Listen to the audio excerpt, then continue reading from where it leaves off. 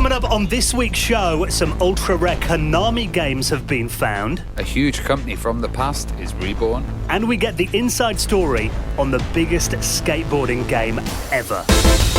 This week's show is brought to you by The Economist, the smart guide to the forces changing your world. And Beer 52, the world's most popular craft beer discovery club. Hello and welcome to the Retro Hour podcast, episode number 189, your weekly dose of retro gaming and technology news with me, Dan Wood. And me, Ravi Abbott. And just us two this week. Oh, you sack Joe? What's going on? He's away in sunny Spain at the moment. Now, the thing I thought, Joe, obviously, he spends most of his time in sleazy rock clubs in the middle of the night.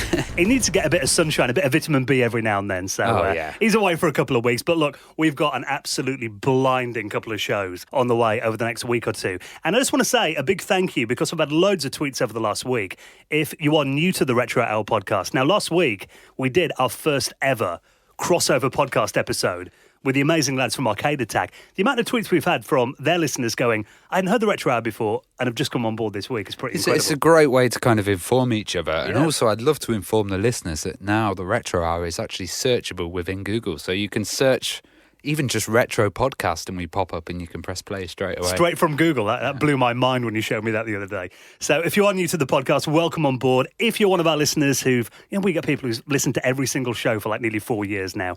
We really appreciate that. Welcome to this week's podcast. We've got a really good one coming up. Now, today we're going to be talking about a legendary sports game. And we did say it in the opening then, the biggest skateboarding game ever.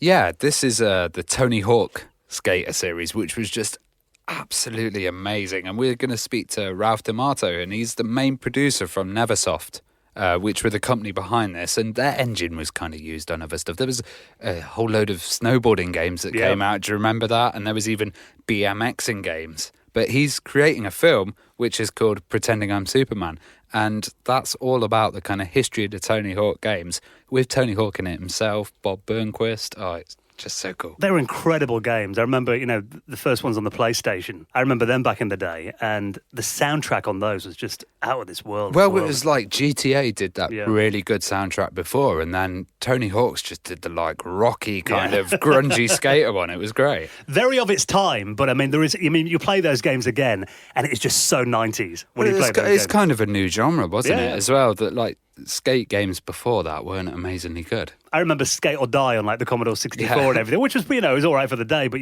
nothing like Tony Hawk's. That just took it to the next level. So Ralph D'Amato is going to be our special guest, and he'll be on the Retro Hour podcast in around 15 minutes from now. Now, it blows my mind that we're recording this at 7 p.m. and it's already dark outside. Yeah. What a year we've had in terms of live events. I mean, I think this has been our biggest year for live events. We've been all over the place. We've been to Ireland, we've been to Norway. Poland, oh God, yeah. Germany next month. Germany, yeah. And obviously the Play Expos that we did earlier on in the year too. And there is more coming up. Usually when it gets to around this time of year, we're kind of just relaxing, there's no more events. Usually we can hide inside in the winter and play computer games. Not this year, though. Now, we've actually got 3 huge events that we're going to be at over the next month, actually. So the first one is going to be at the Retro Computer Museum in Leicester. Now, they do a big annual bash every year, and this is called Fantastic Retro Gaming, happening on the weekend of September 21st. And you're going to be DJing at that. Yeah. So I'm going to be DJing there on my Amigas, which should be really good fun. And this is kind of to help support the museum. Yeah. So it's a £10 donation per person, and you're going to get food, live music with that, a Quake deathmatch. Oh, really? Yeah. There's some awesome stuff going on, and I think Neil from the Retro Man Cave is going to pop down as well. Yeah, and I know they have those virtuality machines there that are worth a try too. If you watch Nostalgia Nerd did a video all about them recently when he was there, so definitely, if you want to come along and have a go on those, definitely worth attending that.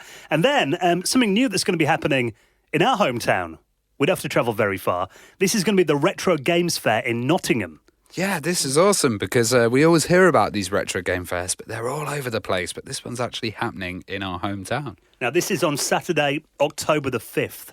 And it looks like there's going to be loads of bargains to be had here as well. The first one that's happened in Nottingham, which, our city, it's always been a bit hit or miss for kind of retro games. We'll go through stages where there's a lot going on, then there's not much. Well, it will become trendy and the media types will get involved, and then suddenly it will become just back to the shops again, And our good friends at Bitmap Books are sponsoring it as well, so they're going to be there. Awesome. And it'll be happening on Saturday, October the 5th at the Britannia Hotel. That's in Nottingham City Centre, open from 11 a.m. till 4 p.m. £2 to get in. And the good thing about these shows is you just get so many bargains that you will not get online. Well, you don't have to pay postage and packaging. Yeah. You know, I always kind of thought, is this stuff going to be cheaper at shows? Like, surely not. And then I actually went to shows and I was like, wow, it is. You know? Yeah.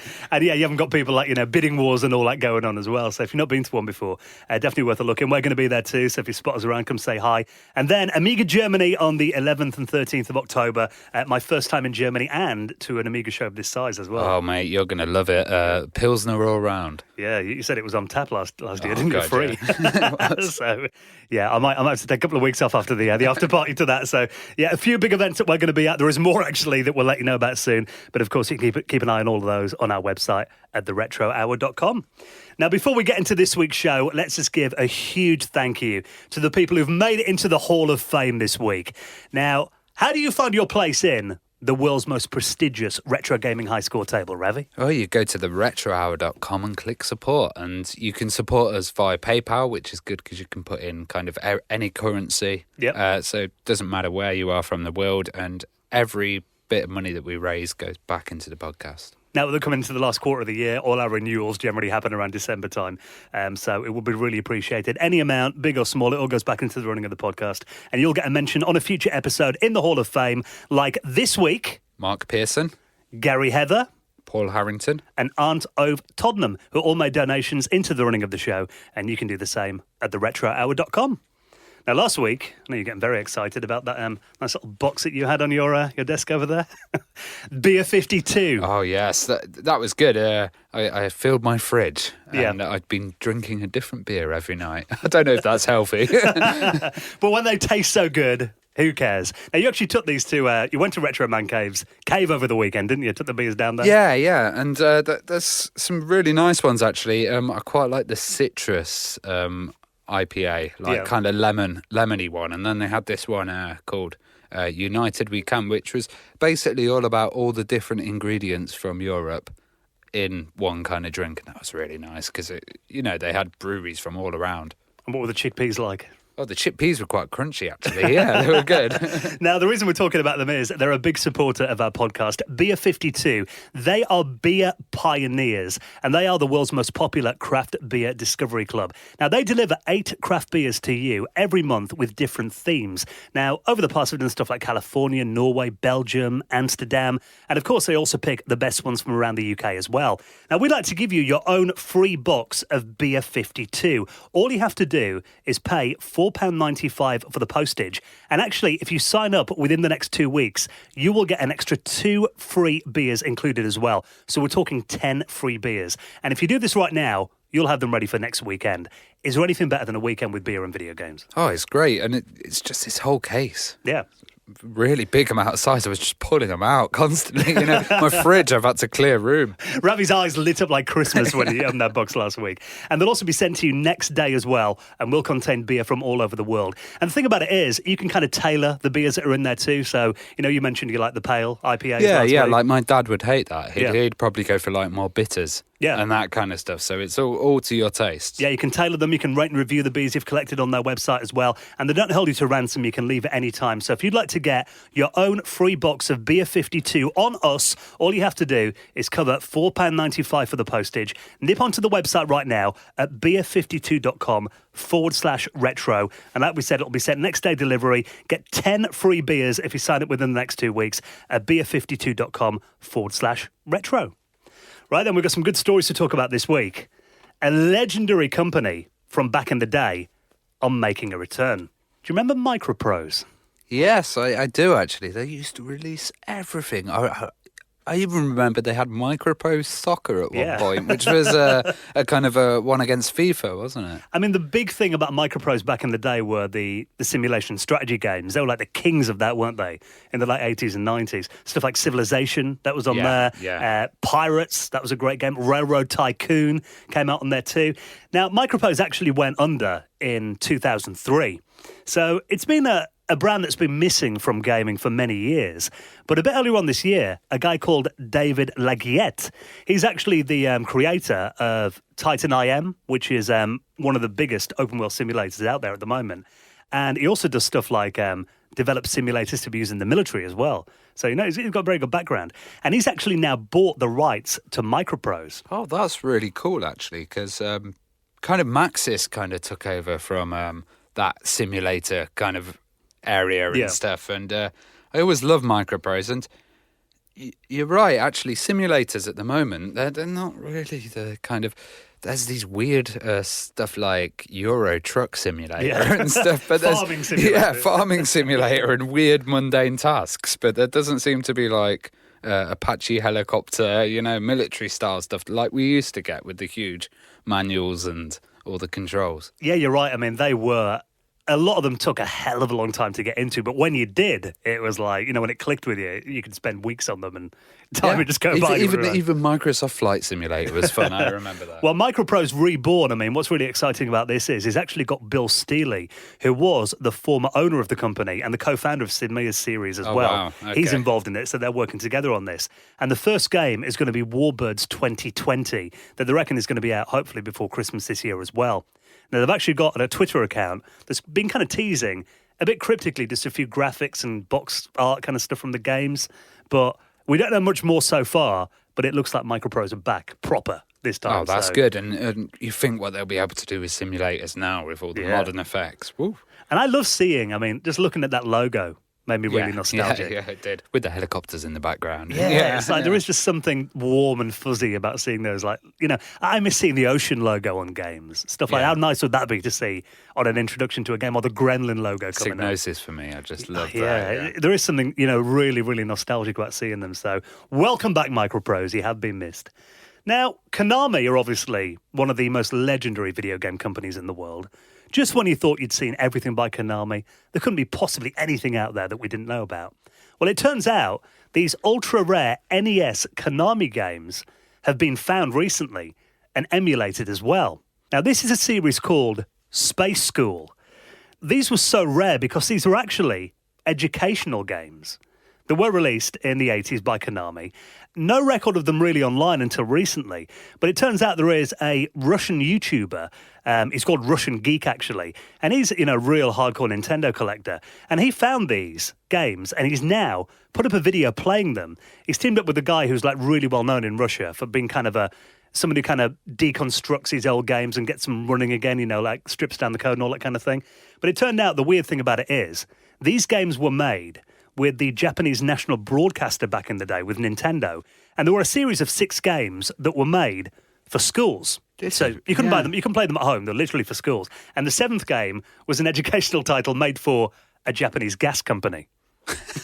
This is really weird, because looking at these games, they've got a lot in common with... Do you remember the Codemasters released a load of games and they had to have that adapter on the front of it? Yeah. That would basically break the piracy code of the thing, because it wasn't an official Nintendo seal of quality. The copy locker gets stripped out. Yeah. And they've got a kind of adapter here, which is interesting. And you don't see any Nintendo markings on the actual cart. It does say Famicom. Yeah, well, it was a Japanese release, but I think, you did get that right there. There was an adapter you needed called a QTA to run these.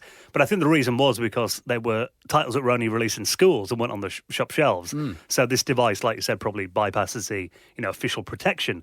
But these games, not only had no one really ever played them before, but now, because we've got this Russian ROM hacker guy, CAH4E3, as the handle he goes by, he's actually dumped these, and you can now play them on an emulator. So what's this gas game then? Are you filling up cars? Or? Well, looking at them, they look a bit weird. I'm not sure how much kind of gameplay is in there. First of all, they're all in Japanese.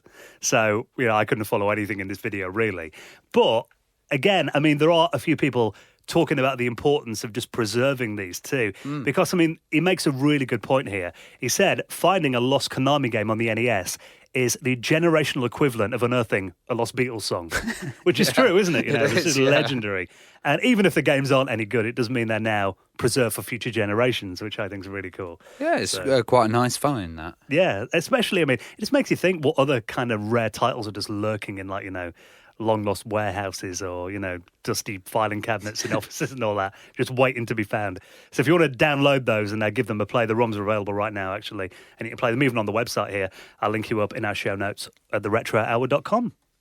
Now, if we're talking about amazing games that we played in the 90s, we've covered before, those Disney games that came out. Oh, God, they were some of the best quality games that we got back in the days, like the animation on them, the gameplay, and on all systems as well. I remember, the Amiga version was quite nice, and the Mega Drive was absolutely amazing, but they all ran well. I think for me, the Mega Drive is really their natural home, isn't it? Oh, They kind of seem where they belong. We're talking about like the Lion King as well.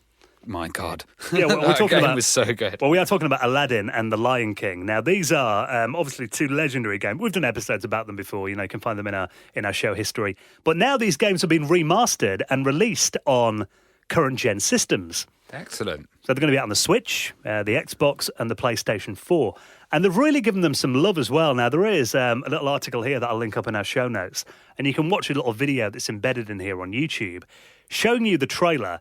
And they've really given these games a lot of love. And these are really made for, fans of the original. Not only can you play the original Mega Drive version, they've got the Game Boy version on here as well. Cool. There's even a trade show demo of Aladdin that was a teaser that no one's ever played. And they say it also includes an explorable museum where players can discover behind-the-scenes art and interviews. That's really good. And $30. It's not that bad a price. I think these are probably going to be more successful than the new Aladdin and the new Lion King films. Yeah, someone actually did say that in the comments. Finally, a Disney remake we're excited about. But also, they have upgraded these to full 1080p, 60 FPS. Oh, wow, okay. Give them modern graphics if you want to play that version of them too. And there is kind of it looks like there's a little documentary kind of a making of on here. And I love the fact that trade show demo's on there too. Yeah. The amount of times you'd see behind-the-scenes footage on Bad Influence or Games Master. I just remember sitting there with my computer singing "A Whole New World." Well, you can experience it all over again, Ravi. They're going to be out on October 29th on PlayStation 4, Xbox One, and Nintendo Switch 2. So what I love about this too is there's a version in here which is you can actually watch the gameplay itself. Oh, cool. Properly. So you can sit back, kind of like back in the day, you might watch your brother playing it or how something. to do it right. Yeah. But you can jump in at any time. So if there's a bit you can't get past, you can put it in autopilot and just jump in. And it's got stuff in there to hold modern game players' hands. There's a rewind function, and you can skip levels if all that kind of stuff. Because, you forget, Lion King was a pretty brutal game. Oh, it's really hard. I was playing it the other day on my emulator, and it was like save state, return to state. Yeah. It's just, even the part when... It's just the sequences when the monkeys chuck you around and then you have to go on the giraffe's necks. God, hard. And a lot of people will be like, rewind function, but it was actually quite welcome, especially when you get to our age. Oh, So if you want to find out more about that and the release date, your pre-orders are open right now, all the info at theretrohour.com. Now, we talk about how big retro gaming is becoming in just the mainstream world right now. Have you heard about this? Intel have done an update for their Ice Lake CPUs. Their new graphics drivers that are now in beta have actually got a mode in there called retro scaling. Now, this is designed to make pixel art games and emulators look a lot better on modern systems and modern displays. Yeah, I've seen mixed things about this because I remember when they released Simon the Sorcerer and they had this new retro stuff on it and it didn't really look that good. It's like sharpening, isn't it? You're kind of sharpening it, but using the GPU to do it. So it could work. I've seen that they're using examples on Terraria, which isn't really a retro game, but they're just going, seems to be like a resolution scaling kind of thing. Maybe they'll build it into an emulator, or there'll be a way to run it with RetroArch or something. Well, I think anything that runs through the graphics system would work with, from what I've seen. So, if you've got an emulator running, I imagine it would help with that too. But it's called, I think this is called integer scaling. What it really does is it makes the pixel art kind of graphics look less fuzzy on modern displays. It's kind of the opposite to anti-aliasing, isn't it? It's like, it sharpens them as opposed to making them blurry. And kind of rounds out the edges and that kind of stuff too. The demos they've shown on Twitter, they put up a little 60-second video kind of showing the comparisons between, retro scaling off and on. And, it does make quite a big difference actually looking at it. I'm not sure exactly if the retro community are going to take this into... I mean, most big retro gaming fans play it on original hardware on a CRT.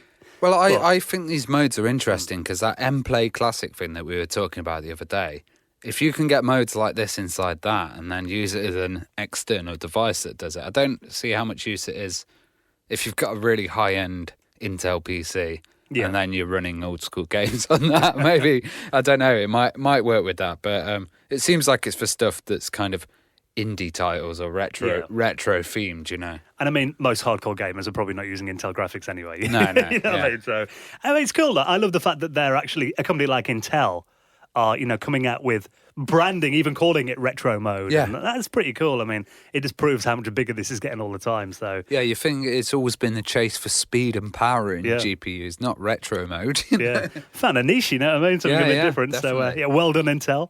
Now, just before we get into our chat all about the legendary Tony Hawk series with this week's special guest, Ralph D'Amato, he's coming up in just a minute. Now, there is a lot of talk about kind of classic titles that we'd like to see back. And this is quite interesting. An interview with Sega's Yu Suzuki. At the moment, he's obviously working on Shenmue 3. Yeah. The big title he's been working on. I've been seeing a lot on Adam Karillik's channel about that. Yeah. He's involved. Looks amazing. Yeah, I mean, long overdue, a new Shenmue installment. But he's also been talking to a couple of websites about other things that he might want to work on after Shenmue 3's finished. A couple more classics he'd like to do that he spearheaded when, he worked at Sega back in the day. Turns out, according to an interview with the website VCG, he'd quite like to work on Outrun and Virtua Fighter. Oh, yes. Outrun would be okay, but Virtua Fighter... I've seen loads of versions of Outrun everywhere, but Virtua Fighter, man, that would be amazing. The Naomi chipset, I think. Well, for me, you see, I'm the opposite way around to you. I want them to redo Outrun, a new version of it. Because Outrun, do you remember that really good version? There was one on the Xbox 360, Outrun 2006. That was my favourite version. And we had the one that came out on the Xbox and the PlayStation 2. Yeah. That was incredible as well, though.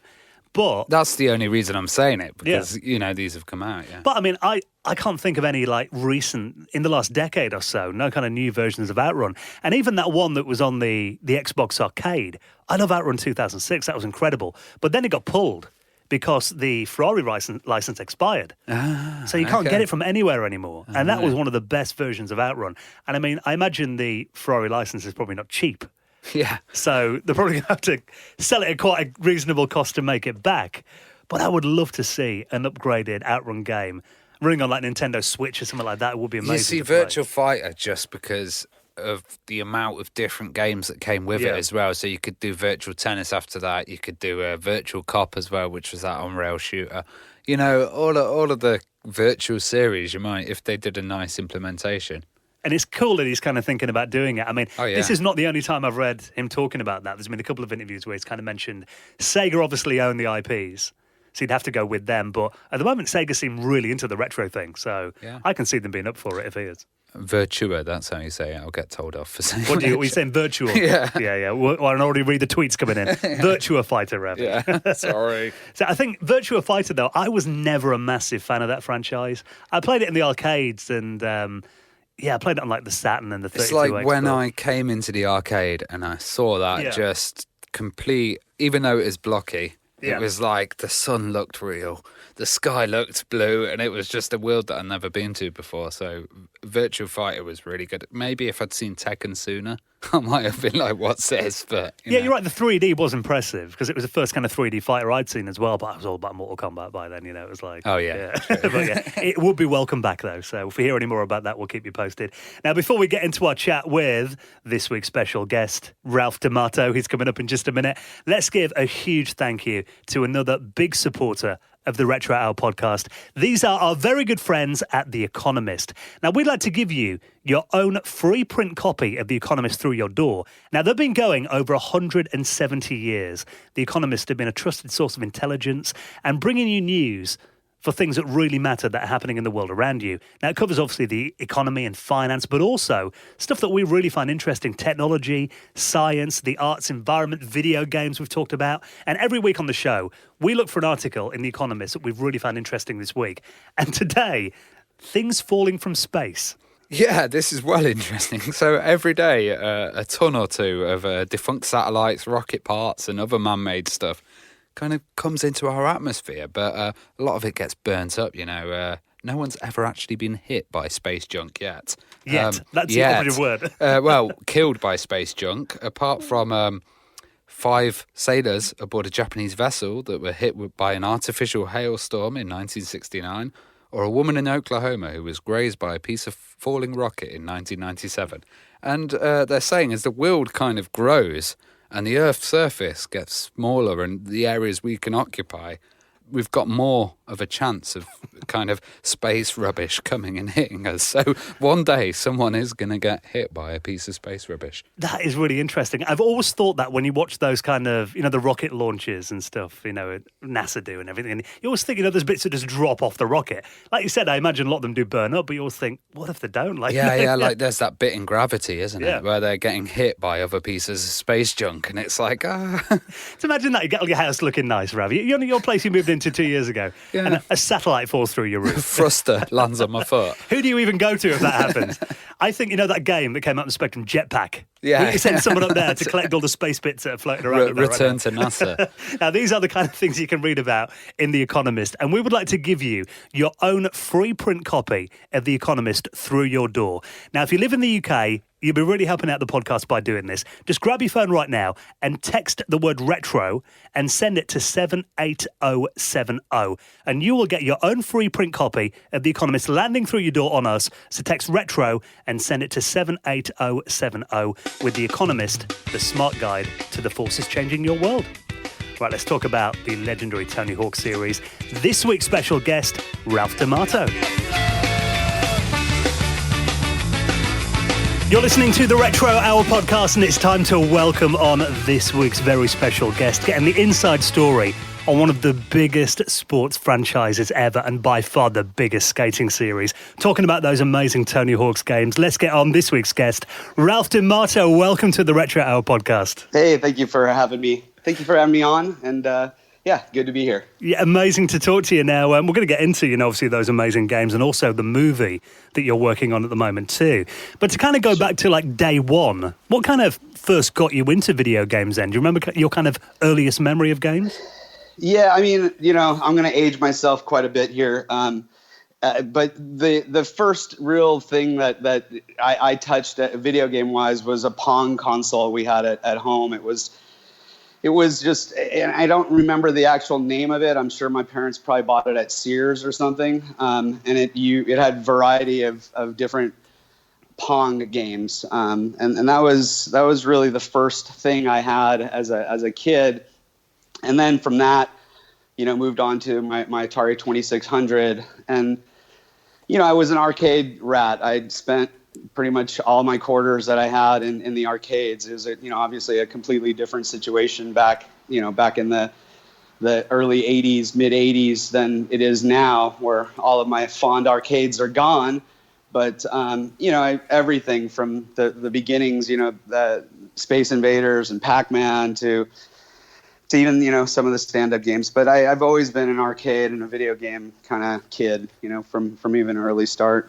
Well, kind of like the skateboarding as well. The arcades came and then they kind of went and then came back again. Were you involved at all in that like first wave of skateboarding stuff in the 70s, 80s? I mean, I was, I had a skateboard. I had, it's kind of funny to see the recent, I guess it's kind of died down now, revival of kind of the penny board styles. And that was what I had as a kid in the mid-late 70s when I was growing up in New York. And you didn't do tricks on those boards. You basically used it when you didn't want to ride your bike, or if it was close enough that you didn't have to get your bike out, you just grabbed your skateboard and would go and skate. And then moving to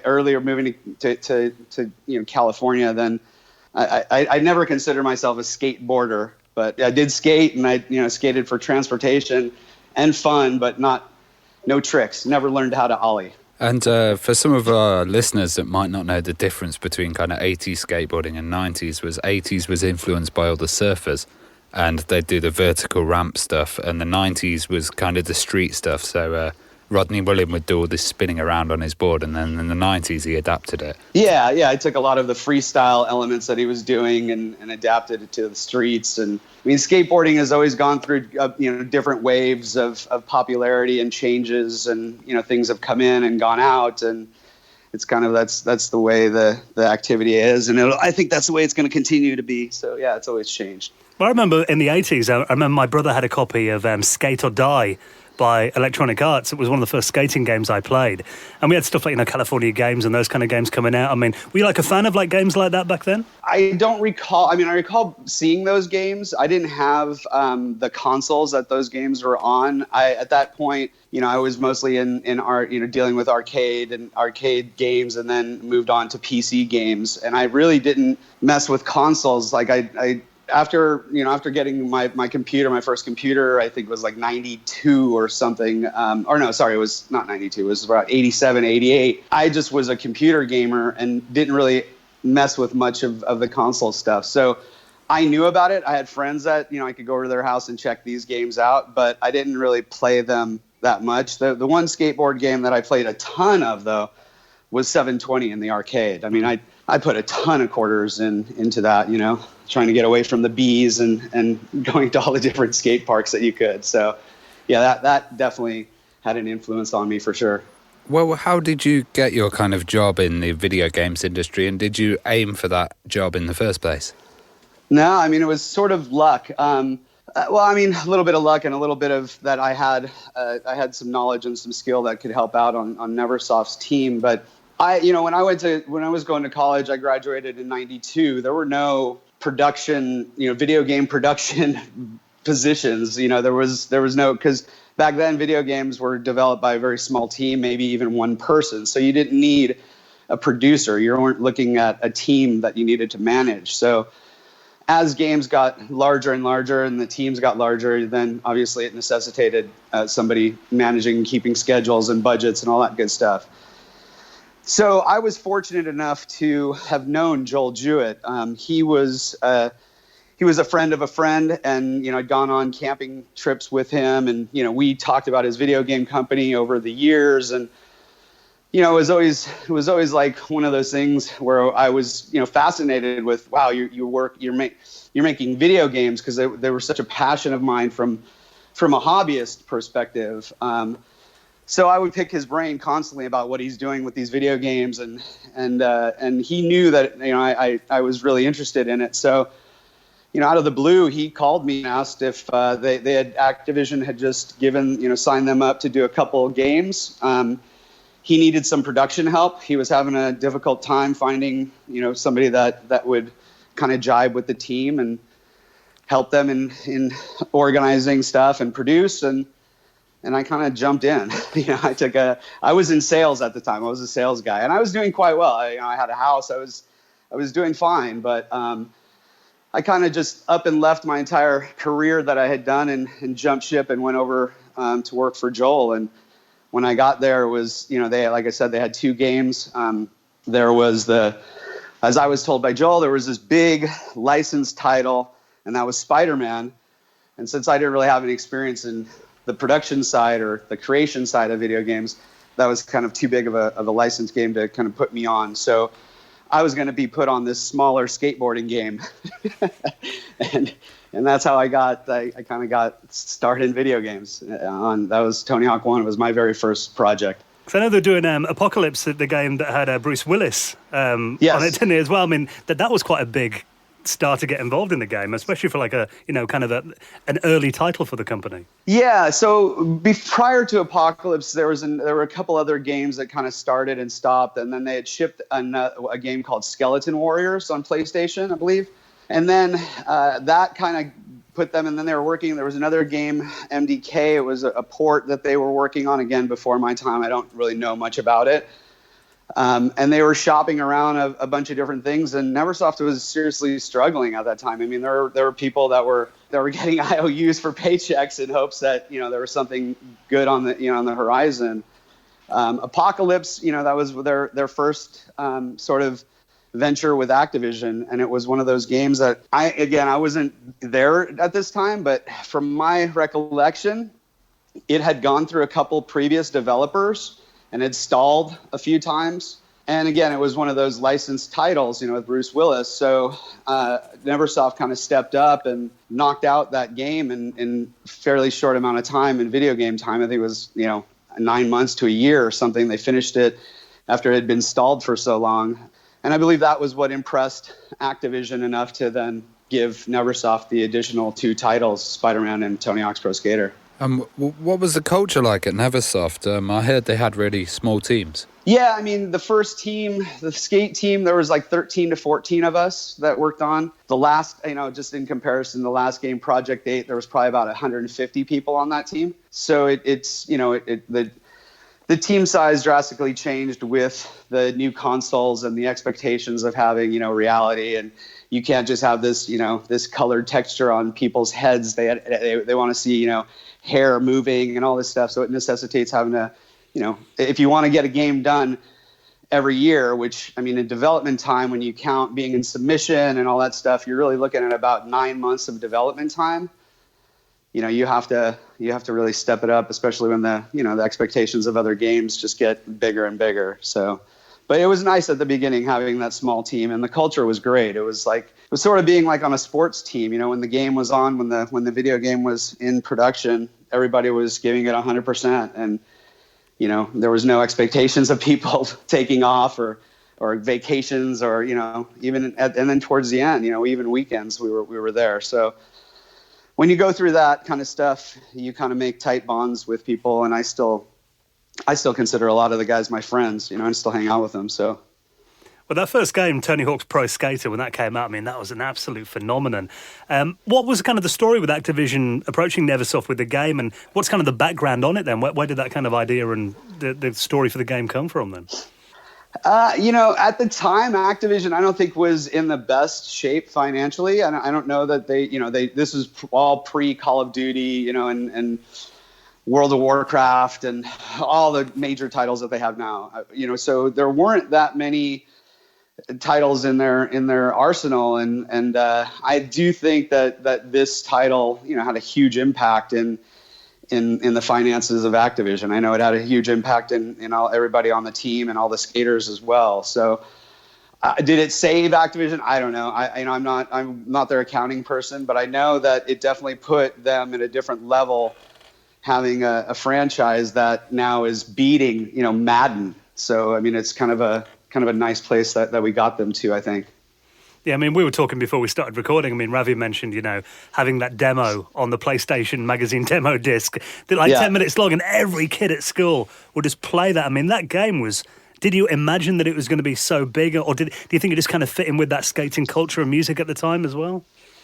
No, I don't think any of us really had too much of a thought like that. Oh, this is going to blow up, and it's going to be a number one game. Or we were just aiming at making a game that was fun for us, that we enjoyed, and that that we thought other people would like too. We got sort of an inkling of things when we started having focus testers come in, and they were really, really loving the game to the point that some of them were like, "Can we stay longer?" and "What, can I come back?" and that kind of thing.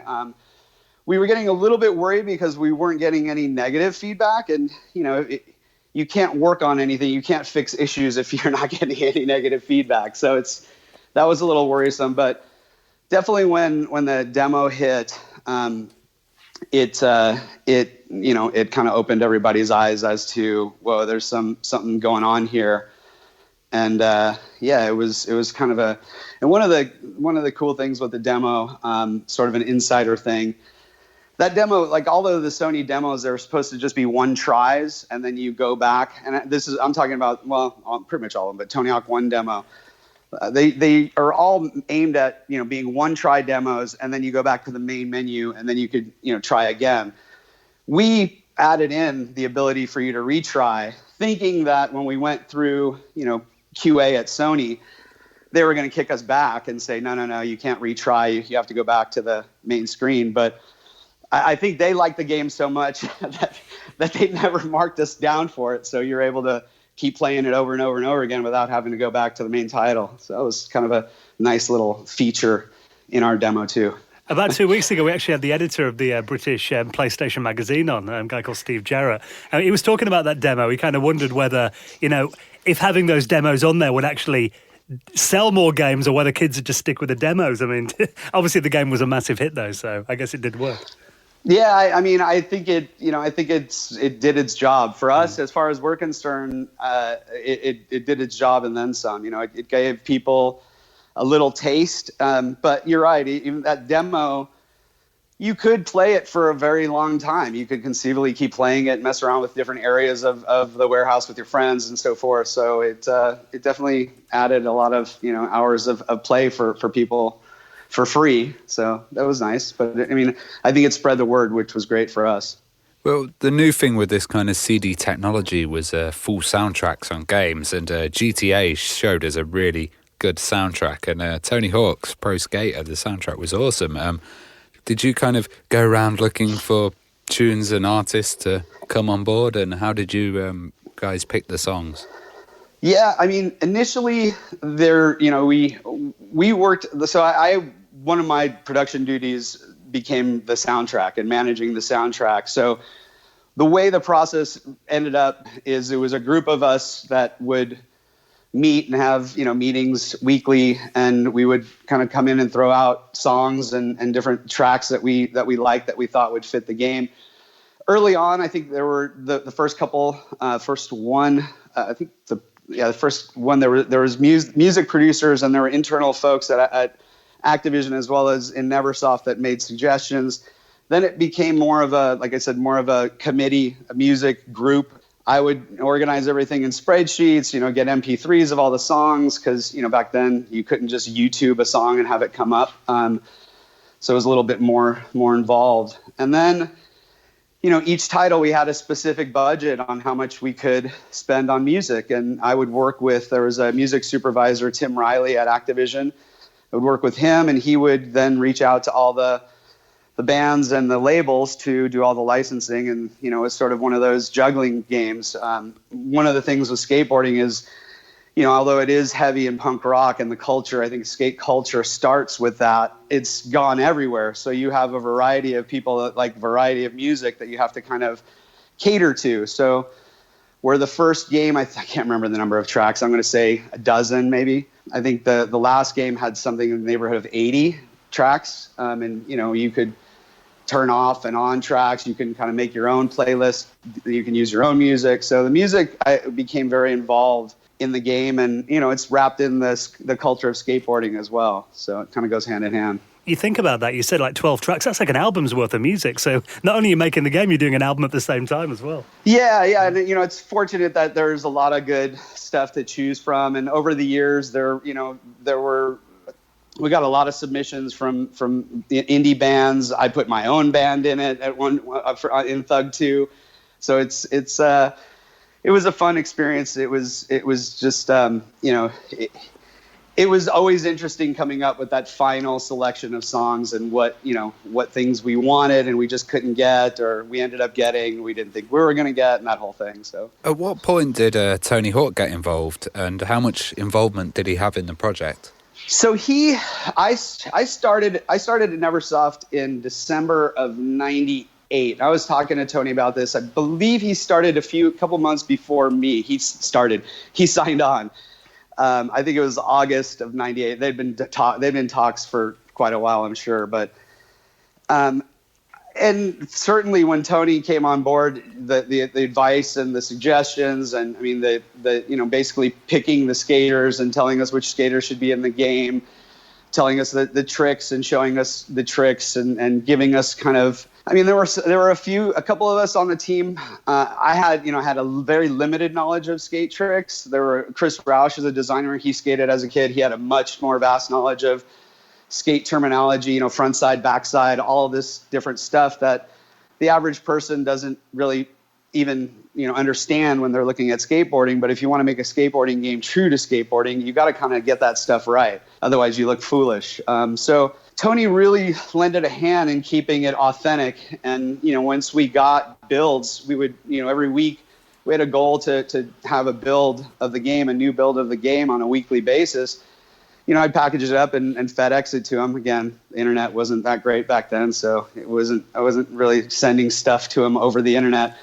FedEx him, a build that he could mess around with, and then he could give us feedback on what he thought. Or if there are specific things like, hey, what do you think of how this trick looks, or what do you think of this mechanic? He could provide feedback, and it worked out well. Tony was super easygoing. He was really easy to connect with, and he was always sharp on providing replies. So it was great working with him for sure. And it was really well done with all the individual skaters, because each skater would have their own defined moves, and it would make it seem like a kind of skate community thing.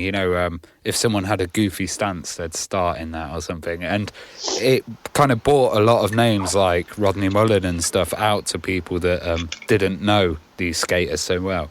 Yeah, for sure. And I mean, they'll tell you that themselves. And the documentary I'm working on, when the interviews, is just kind of hearing some of the stories from these guys of how it impacted them and some of the things that happened to them along the way because of the video game. It's really interesting for sure. I mean, the locations and the level design is obviously legendary in the games too. I mean, did you kind of base those on real life spots? Yeah, as much as we could. It got a little bit trickier as realism increased because of licensing and legal issues. For instance, the Arco building downtown LA is or used to be, maybe it is still a giant skate spot, but Arco was not cool with us putting their building in the game. So you kind of had to run a line, with spots like real location spots like Skater Island. We would actually, and Activision would reach out to them and do a license deal with them to, for coverage in the video game. We'd get to use the design of their park in the game and that kind of thing. So yeah, I mean, we tried to use as many real world locations as we could, especially when we had just countries or Australia, we'd go, or Spain, Spain as a level, the guy we'd fly out, a team designer and an artist to go and, really take reference shots of all these different key skate spots in Spain. And then the designer's job was to kind of seam them into this level that sort of makes sense if you go there and lines up, but, it's all kind of a combination of different parts of the city mixed together. So yeah, the goal was to make it, and obviously that again was a nod to the skate community. When they saw things in there that they knew in real life, it was like, whoa, these guys get it, they understand. Or a lot of other video games that were making skateboard video games, they weren't doing that. They were just making wacky, and we had crazy locations too, but we definitely did our share of real world spots. And it's kind of funny when I go to some of these spots, like Love Park, for instance. I went a few years back, and it's kind of weird. It's a little eerie feeling because I feel comfortable, like I know it, but I've never been there. and I could tell you where things are, but I've never been there in real life. So it's kind of fun. Well, as a lot of games kind of did at the time, you did collecting items to complete levels, and I found the coolest one really worked with the skate scene at the time was finding the secret tape. Do you remember that skate magazine, 411 VM, I think? Yes. They used to, for sure. They used to dig holes and leave merchandise in a certain area, film it, and then the kids would just run and rampage to get that secret tape and dig up the whole area. It reminded me of that. Ronnie Krieger used to do that a lot on 411. Yeah, that was that. We had subscription to 411 at the office. And literally every lunch we watched skate videos. So that was sort of the idea behind that. I mean, we had to get ourselves into the skate culture. So pretty much every lunch, I was going to skate shops, buying every skate, VHS tape that I could find, and we would blister through them at lunch while we're eating, we're watching skate and kind of absorbing the culture. Well, that also really worked well with the kind of full motion video on the PlayStation and having that extra element of entertainment. Yeah, the FMV, the video and the video walls and all that good stuff. And I they work well as unlockables. I think people, once they realize, I get a video of this character after I blast through that, then it kind of inspired them to I want to blast through the game with all the skaters. So it was a nice little reward at the end of your hard work of playing a video game. Well, you mentioned about the FMV stuff in there too. I mean, you had some great textures in there too, that full soundtrack. Fitting all that onto a single CD-ROM, was that like quite a challenge? Yeah, that's Mick West, lead programmer and kind of one of the partners, original 3 at Neversoft. I can't tell you how compression algorithms work, but I can tell you if anybody, Mick was kind of like the king at getting everything to fit on the disc and getting things to work properly, even to the point of, having to map out the location of the data on the disc. So when, you have music on the outside, music and video on the outside of the disc, that because it's spinning faster, so you get better reads, and just really crazy stuff that he and the other programming team, others in the programming team did to compress and still provide the quality that we got. So it was a juggling act for sure. And every time we moved to a new platform, we moved from CD to DVD, we're like, oh wow, look at all this extra space. We always ended up filling it up. Well, talking about the development of the first game, I mean, was there anything you kind of remember during development that either got changed or got cut from the original title? There were a couple level ideas that were cut. There was this freeway thing that we were going to do that was just very initial layout that got cut. I believe there might have been I'm not sure if it was 1 or 2, a San Francisco part that got cut. And I'm fairly certain that we had already started work on the manual in 1, but the work to get that all working properly throughout the game was going to be way too much to include it in 1. But I could be wrong. It's kind of, again, it's a little bit hazy, but I'm fairly certain we were at the beginnings of doing that. And it was kind of a good and bad thing. We would get bummed that certain things couldn't make it, but it would also be the start of a punch list for the next game, and we knew we want to explore this stuff that we didn't get to do in the last one. Well, Tony Hawk's 2 was a great kind of improvement because you just improved a few things, you kept the same engine, and a few features that were added were like the level editor. I thought that was fantastic. Yeah. It was also probably one of the sources of the most bugs that we had in the game, and the most bug fixing. As you can imagine, when you move things around and let people have the ability to kind of have the freedom back then, and it was a difficult task. And I'm not saying like there was a lot of bugs because of the programming. Ryan McMahon was the programmer that headed that piece of it up, and it'd be a daunting task for anybody. And I think he did a bang up job on it for sure. But it's just so many different variables, so many things that you don't have control over, and the biggest one of those variables is the people designing. People would just make really crazy stuff that you had no idea why would you ever want to do that, and it would break the game. So it was an incredible, really cool part of the project and the game as a whole, but it was a bear for sure. Well, the multiplayer and additions and the kind of skater mini games were like taken directly from real life. That was the first time I'd kind of seen. Well, we didn't call it horse. We used a swear word instead of the word horse. Yeah. Everybody did. Yeah, the first time we'd seen that actually put on a screen and as a game that you could play. Yeah, and actually, between my friends and my brother, and that was horse is what we played all the time. It was always a fun 2-player game that you could mess around with. Until we got into 3, which then brought you full online. Those games were super fun to mess around with. Well, was the Neversoft engine used on any other titles? I'm fairly certain it was used on all of the O2 titles. I don't know if you recall, like the O2 lineup that Activision had, where they then expanded and they did Matt Hoffman and there was a snowboarding. I don't remember all of the names. Sean Palmer was a snowboarding game, I think. There was a wakeboarding game they did, and a surfing game. So I'm pretty certain all of those were developed on the Neversoft engine.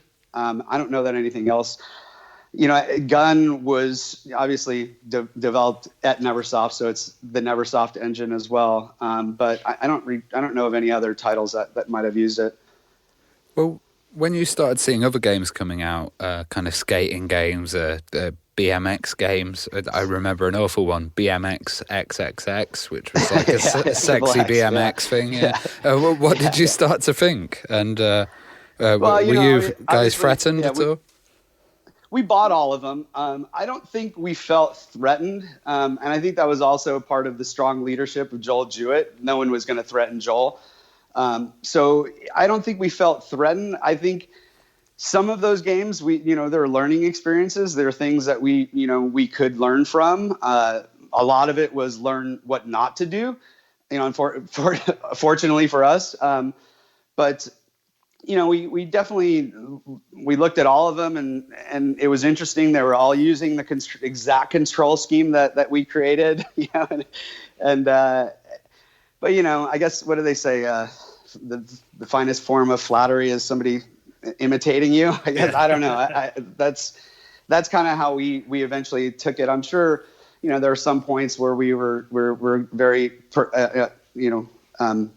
not obsessed, but protective of our license and of our title. But all we had to do is just wait till the numbers came out, the sales numbers, and every year it was one after another. These other games started going by the wayside.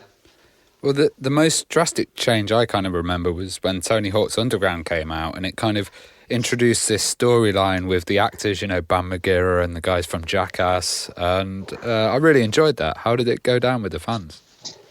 I think, obviously I think it did well. If you look at the sales numbers, that game did extremely well. It definitely took the series into a different direction, with story as opposed to, it's just more of a platformer as it was.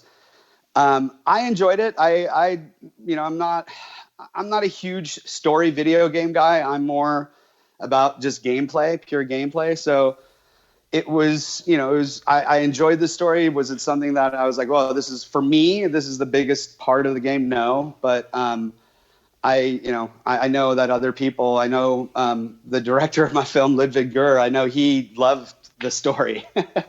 so it had a different impact for different people, but we were always trying to figure out a new way to bring the game to people with a different little flavor. So we didn't just get labeled as, oh, it's just the same old game, and you gotta kind of keep it fresh, which is what we were trying to do. Were there any features that you wanted to see in Tony Hawk games that never got implemented, or anything that was kind of talked about that never happened? There's so much stuff that we did. And the one thing I think, and this has no bearing so much on the playability, it's more of a feel thing. It would have been great to be able to really imitate and capture the different style of the skaters. And what I mean is, like, I've watched enough Tony Hawk that if there's a shadow of Tony Hawk, I know that's Tony Hawk. I've watched enough Rodney Mullen. If there's a shadow of Rodney Mullen doing tricks, I know that's Rodney because I know his style, and I know he's got he puts his fingers out. We were never able. We had really a single generic skater style, so everybody did the same kickflip. Everybody did the same 360 flip. When in reality, skaters do things differently, and they look different, even though it's the same trick, and their styles are different. It would have required a decent, overhaul of animation and technology, and maybe bang for the buck. I don't know, but it would have been great to have the skater, the characters in the game, the style of them resemble the style of the skaters. Well, what did you guys think of Skate when it came out? That added more of that stylistic approach that I enjoyed. But the problem I had with Skate is my fingers were so just accustomed to just the Tony Hawk controls that I could not get my head out of being able to play that game, because I did not want to relearn a control system, and I was already really pretty decent at the Tony Hawk controls. And even if I did try to learn my just finger memory would just go back to Tony Hawk, and I'd get frustrated, and I didn't really play it all that much. I know it kind of split the community, the Tony Hawk community, and kind of split the sales and so forth. And I know they're huge fans of the feel, the kind of the flicking and kind of that feel of it. But I'm not in that camp. I kind of, just more of a Tony Hawk controls guy. I could never pop an ollie on that game. No. Yeah. And that's, and really, there was a game. So when we were coming out with Tony Hawk 1, Thrasher Skate and Destroy came out. I think they actually even came out a little before us.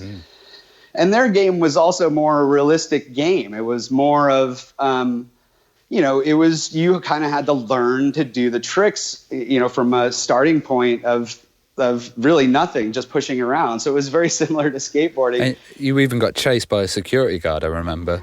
Yeah, and it didn't do that well. And, you can't just, it's a balance. You can't, and when it comes to skateboarding video games, you can't just, cater to the gamers or the skaters. You want to have a balance. And I think that balance was too skewed to the skaters and not the video gamers, where skaters really loved Thrasher because it did kind of depict what they were doing a little bit better. But come on, if you want reality, go get a skateboard, go outside and skate, Well, Proving Ground was an amazing title, but there were quite a few delays with a late demo, etc. What happened then? I wasn't involved in Proving Ground from a development standpoint. I was over at Tony Hawk Inc. at that point, working for Tony, and after 8 years of working at Neversoft, I kind of needed a switch and took a pretty decent sized vacation, and then Tony offered me a position over there. So I don't really know any of the details of Proving Ground. I can only imagine, I wasn't there anymore. So did you enjoy Project 8 as well? And what did you think of that kind of wrapping up the series? Yeah. I enjoyed it. It obviously my heart and the heart of my for me was at the beginning of the series, and there were a lot of the original guys had as do people do, they go on do their own things and go on to other projects and leave and so forth. So it was a little bittersweet. I still had my heart in the Tony Hawk video game, but I really needed to take a break and look for something else to do. And so I without any plans, I was just going to kind of sell my house, move back down to Orange County where my family and friends were, and then figure out what I was going to do after that. And sent around my little emails to people to tell them, hey, it was great working with you, and Tony offered me a job, which was kind of nice. Well, moving to the present day, pretending I'm a Superman. So This is a movie with the story of Tony Hawk's skater games. Why did this need to be told, and where did the idea come from to make a movie about it?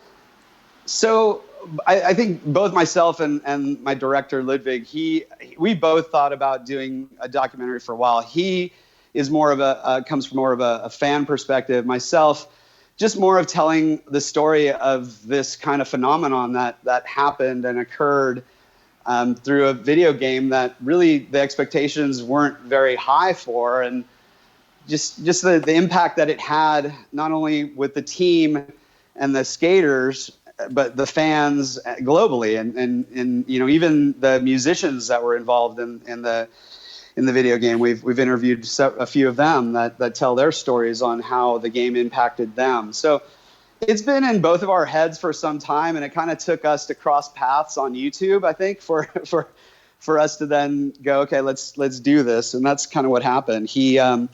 He had this video on YouTube. It was a fan video of sort of the history of all the Tony Hawk games. And it was really amazing detail. My wife inspired me to reach out to him because, as a guy, you're not going to leave a message for somebody on YouTube. So but I did, and we ended up connecting. And I actually visited him out in Sweden, and then we started talking about this documentary. And I think right around 2016 is when we started really putting our heads forward on it and started reaching out to skaters, Rodney and Tony, and they were totally, yeah, you got to do this, and totally down to be in it. And there was just so many different people pushing me to doing it, and so many things kind of pushing me to doing it, that it was kind of one of those things, okay, well, we're going to do it. And he and I sort of took the idea and have been running with it, and we're just at sort of the tail end of the process now. Well, how much of the stuff that we're going to see in there is kind of like never before heard stories, and maybe stuff like, footage and designs that haven't been seen before? Is there much of that in there? Yeah, we've got a bit of. We've got a bunch of all of the above. Stories directly from the people involved. Not and I'm sure there are repeats of stuff that you've seen in magazines, but now you get the opportunity to actually see the skaters. We've got a number of the original skaters from the game. It's been a passion project for a while now, and we're all excited about its release. We just released our trailer to celebrate the 20th anniversary of Tony Hawk's Pro Skater hitting the shelf in '99. So if you go to our webpage, thpsfilm.com, you can check it out, or if you hit up any of our social media at thpsfilm, you can check it out. So yeah, we're super excited. Well, it's great to see people like Rodney Mullen in it as well, because there's been a wider kind of look at skateboarding. I recently saw his TED Talk that he did. Yeah. And it's great to have these legends actually all together and kind of all in one place.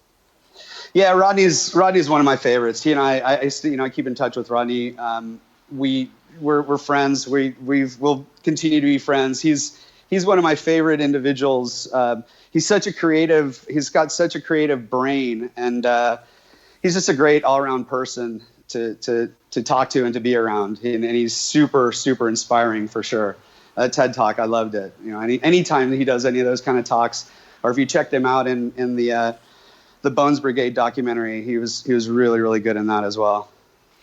So how far along is the movie now then, and can you give us any exclusives? This is going to be out on Friday this week. No, we haven't announced a release date quite yet. We're just kind of doing the final round of just tidying things up and taking care of licensing and legal issues and just dealing with all the, finding distribution and all of that good stuff. We're definitely shooting for it to be out by the end of the year. We just don't have a date quite yet. How do you plan to distribute it? VHS 411 style, and the words would be good. Yeah, I think we're going to stick to streaming this time around. Yeah, there's this new thing called Hulu. You can't get that on your VHS recorder, Ravi. I don't know. It is kind of funny. We do get, from the press and from the trailer that we dropped, we're getting emails from lots of different people asking to help out and things, and even things like, when are you going to do a theatrical trailer? And these are things I hadn't thought about. This is just sort of a small documentary that Ludwig and I have been working on. We're probably, we're looking to get it into some streaming services, hopefully all of them, and go from there. We'll see. Maybe I'll send you. If we do get, if there are companies out there still pressing VHS tapes, hit me up. We'll let you know if anyone gets in touch. Yeah.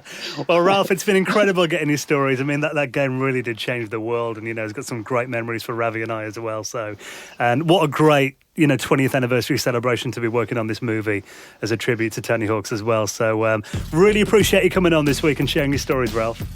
Yeah, absolutely. Thanks for reaching out, and I appreciate all the kind words about all of our hard work. And again, just to reiterate, it wasn't me. There was a big team of guys and gals that worked on that video game to make the success of it happen. And everyone put their hearts into it, and we're really all happy when we get to hear these stories of people that enjoyed it so much. So thanks for having me on.